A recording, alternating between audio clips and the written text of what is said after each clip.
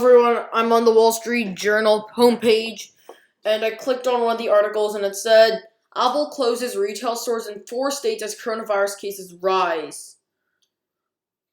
Apple Incorporation said it would reclose nearly a dozen stores across 4 states where cases of the coronavirus have climbed, showing wariness in the business community about the safety of reopening in some places.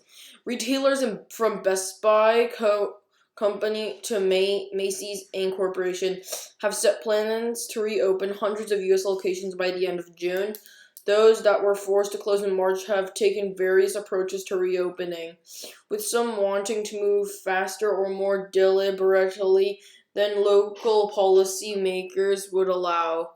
Apple has taken a more conservative to store operations than other retailers.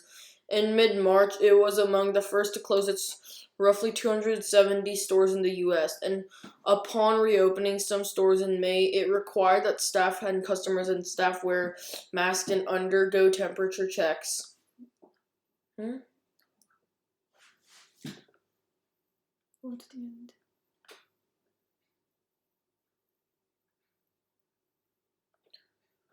Closing a handful of Apple stores will have limited impact on Apple sales.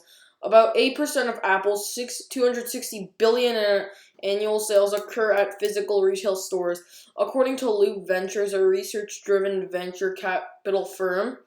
Wedbush Securities analyst and Dan Ives called the closures worrisome, though, saying they spoke to the volatility and fluidity of this COVID environment and showed that retailers will continue to be cautious as spikes are seen in geographic pockets.